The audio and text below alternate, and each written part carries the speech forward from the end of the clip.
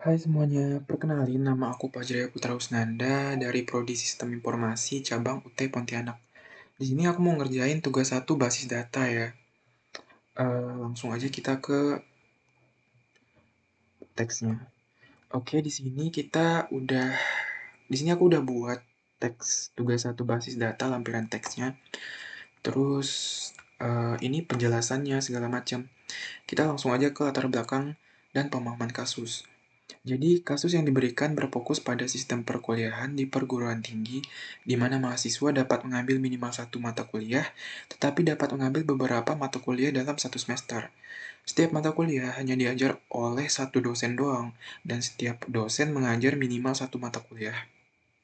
Oke, di sini aku udah buat penjelasannya dari teks, tapi kita langsung aja ke representasi EYD-nya ya, biar mempersingkat video ya. Kita buka dulu ini, terus ini kita kecilin dulu. Kita ke sini aja deh. Nah, di sini aku bakal ngejelasin satu persatu eh, tentang EYD-nya gitu ya.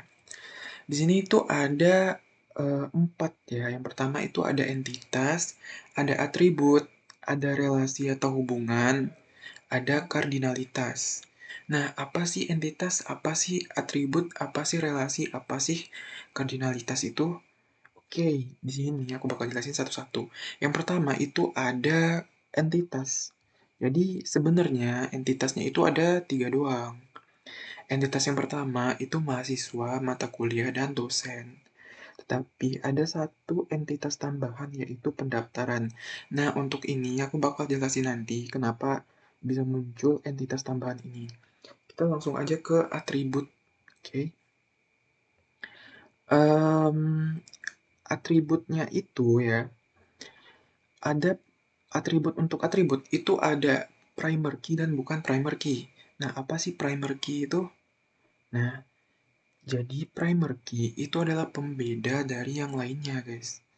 Atau bisa dibilang yang membedakan atribut satu dengan atribut lainnya. Jadi, primer key itu nggak bisa sama dengan atribut lainnya. Oke, contoh di mahasiswa sini, primer key-nya itu adalah NIM.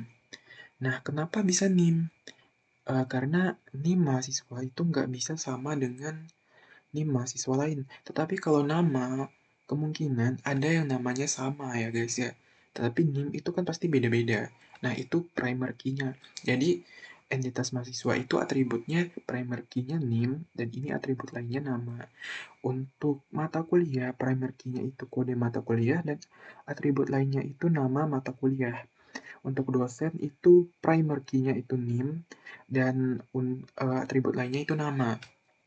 Untuk pendaftaran, primer key-nya itu ID pendaftaran ya guys ya. Dan atribut lainnya itu NIM dan kode mata kuliah. Selanjutnya kita jelasin hubungan atau relasi. Hubungan itu biasanya antara mahasiswa dengan mata kuliah, mahasiswa dengan dosen, dosen dengan mata kuliah. Nah, sebelumnya aku lupa jelasin ya. Lupa jelasin kalau di sini kotak ini sebagai apa, belah ketupat ini sebagai apa, dan bulatan ini sebagai apa. Jadi kotak itu sebagai entitas, terus juga bulatan itu sebagai atribut, dan belah ketupat itu sebagai hubungan ya atau relasi. Oke. Dan hubungan antara mahasiswa dengan dosen. Jadi hubungannya itu eh, mahasiswa itu diajar oleh dosen, guys. Hubungan dosen dengan mata kuliah. Dosen mengajar mata kuliah. Hubungan mata kuliah dengan mahasiswa ya. Mahasiswa dapat mengambil mata kuliah gitu. Nah, kardinalitas itu apa? Pasti kalian bingung di sini kardinalitas itu apa? Sebenarnya kardinalitas dengan hubungan itu masuk satu gitu, guys. Jadi, contohnya gini. Uh, Banyak mahasiswa itu diajar oleh satu dosen doang. Jadi, hubungannya itu diajar, kardinalitasnya itu banyak, ke satu atau many to one.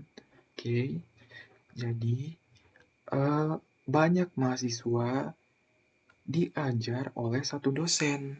Jadi hubungannya many to one. Nah, kalau dosen ke mata kuliah itu satu dosen hubungannya mengajar banyak mata kuliah. Jadi kardinalitasnya itu satu to many. Berbeda dengan mata kuliah dengan mahasiswa. Nah, inilah yang memunculkan pendaftaran. Karena banyak mahasiswa, satu mahasiswa itu dapat mengambil banyak mata kuliah. Dan mata kuliah itu dapat diambil oleh banyak mahasiswa. Jadi hubungannya itu many to many. Jadi di sini dibikinlah entitas tambahan untuk menyelesaikan masalah ini. Dibikinlah entitas pendaftaran. Jadi eh, satu mahasiswa dapat mendaftar banyak mata kuliah. Begitu guys. Simpelnya seperti itu. Kenapa muncul entitas pendaftaran untuk menyelesaikan masalah many to many tadi.